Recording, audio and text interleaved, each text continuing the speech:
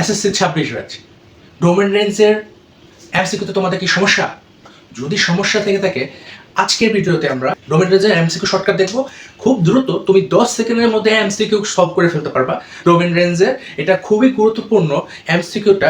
Answer দেখতে পারতেছো আমরা কি লিখছি, ভগ্নাংশ ফ্র্যাকশন এর দেওয়া আছে কি হচ্ছে x plus B by CX plus D হয়, সিএক্স প্লাস ডি হয়। তাহলে আমাদের এখানে ডোমটা কি হবে, ডোমেনটা কি হবে? ঠিক আছে, ডোমেনটা কি হবে? আমাদের শর্টকাট ফর্মুলা দেখো, ডোমেনটা কি হবে, এই যে শেষের মানে ডোমেনটা হবে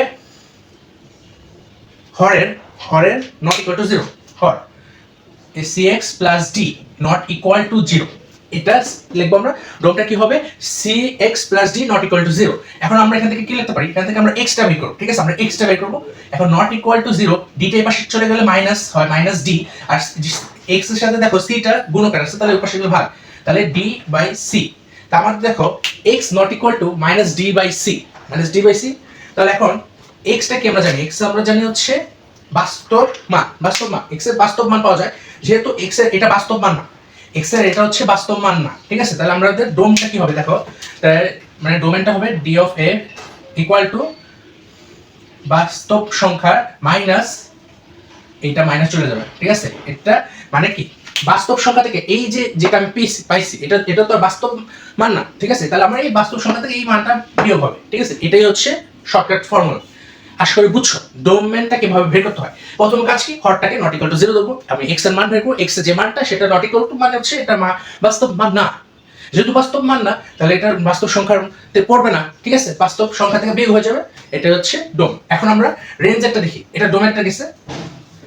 এখন আমাদের রেঞ্জ দেখো, রেঞ্জের শর্টকাট ফর্মুলা হচ্ছে তুমি বাস্তব মান থেকে, বাস্তব সংখ্যা থেকে এই যে উপরের x মানে লবের x এর সহগ এবং হরের x এর সহগকে ভাগ করবা।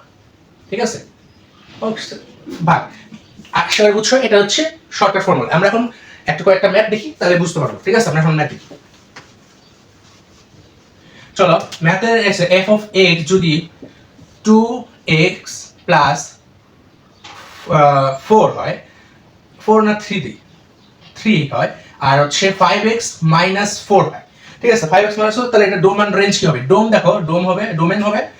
ডোমেন কি হবে, এটা 5x minus 4 not equal two 0। তাহলে x ইকুয়াল টু থাকে x নট ইকুয়াল টু হবে আমাদের 4/5।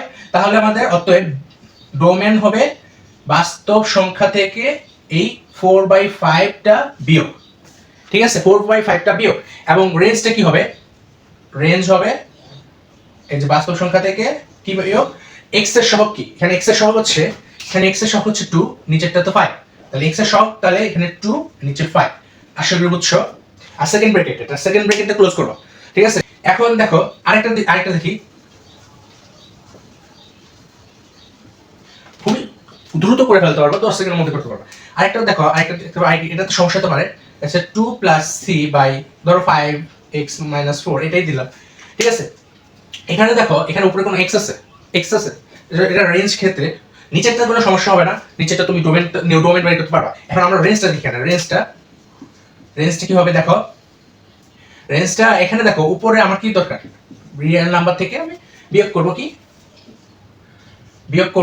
উপরে দেখো x নেই, উপরে x আছে, x নেই, x আছে। ঠিক আছে, x আছে, কিভাবে আছে দেখো, এখানে প্লাস যদি দাও 0 ইনটু x, কোনো সমস্যা? 0 ইনটু x মানে কি 0, মানে যে সংখ্যাটা আছে সেই সংখ্যাই থাকবে, মানে রাশিটা আছে সেটাই থাকবে। তো আমি এটা যদি যোগ করি, তাহলে উপরের সংখ্যা কি থাকে, উপরে থাকে 0, নিচে থাকে কি 5, তাহলে আমাদের অ্যানসারটা কি হবে 0। আশা করি বুঝছো। এখন চলো তোমাদের একটা কাজ দিয়ে দিই। ঠিক আছে, এটা তোমরা করবা, যদি বুঝে থাকো তোমরা করবা, না বুঝলে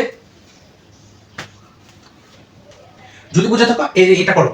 ঠিক আছে, দাঁড়াও, f অফ x, এটা অবশ্যই কমেন্টে লিখে জানাবা তোমরা এটার অ্যানসারটা। ঠিক আছে, অবশ্যই কমেন্টে জানাবা অ্যানসারটা। x প্লাস 3, 2x প্লাস 3 এবং ধরো 4 মাইনাস 5x প্লাস 4 একই, না 5x দিতে পারি হচ্ছে 5 মাইনাস 4x। যাও, এটা তোমরা জানাবা, করে জানাবা কমেন্টে। ঠিক আছে, করে জানাবো কমেন্টে। বুঝে থাকলে ভালো, আশা করি বুঝছো ক্লাসটা। সবাই আসসালামু আলাইকুম।